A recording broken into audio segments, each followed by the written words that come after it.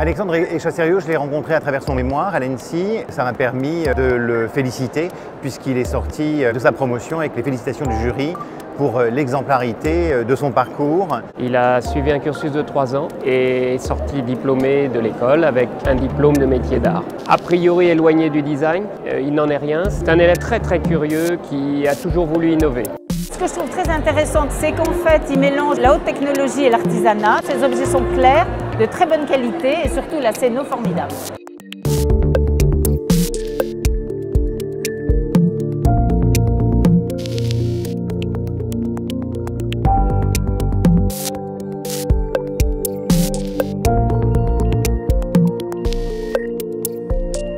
Depuis que j'ai reçu le prix Audi Talents Award, j'ai eu l'occasion de déménager pour en fait créer un lieu où prototyper mes projets, maqueter, être au calme, pouvoir accueillir aussi des gens et travailler à plusieurs. Ce déménagement du coup a été l'occasion pour moi de développer une enceinte en marbre, une housse d'iPad en cuir et un casque de vélo en laine de mouton.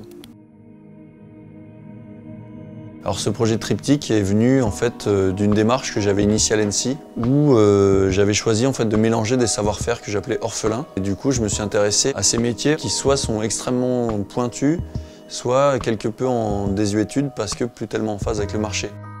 Ces métiers, ces savoir-faire, je les ai trouvés en faisant ce qu'on appelle un peu un tour de France. C'était surtout une recherche de personnalité, de personnages motivés qui avaient une curiosité vers le design et vers de nouvelles typologies d'objets.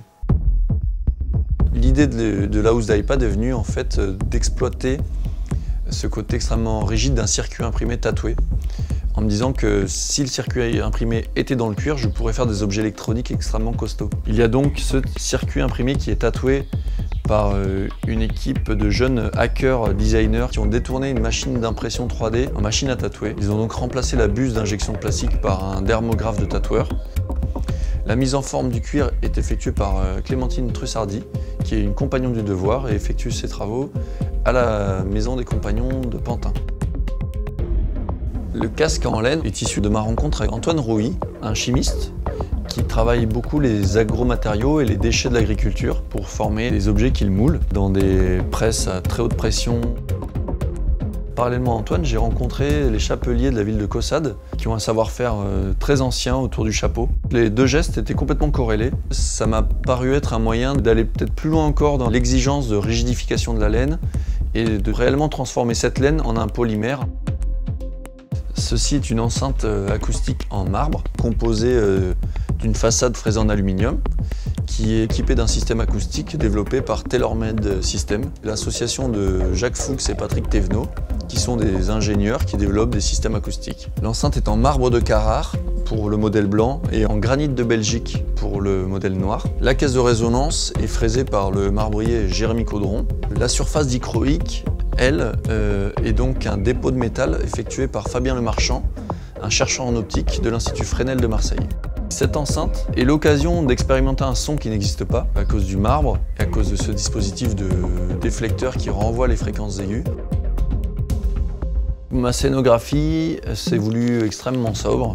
On a fait ces immenses panneaux de noix parce qu'il s'est trouvé que chaque objet était toujours un peu par hasard décliné en noir et en blanc. Il y a eu un marbre blanc, un marbre noir, une laine blanche, une laine noire et un cuir végétal très clair et un cuir végétal noir. Ce qui est bien pour Alexandre, c'est que les Audi Talents Awards permettent d'abord une visibilité. Et ce qui est intéressant, c'est que d'autres entrepreneurs, d'autres entreprises vont le solliciter. C'est un garçon qui doit continuer vraiment et qui doit arriver à faire vivre ce à quoi il croit, qui doit continuer au travers du design à vendre les métiers d'art.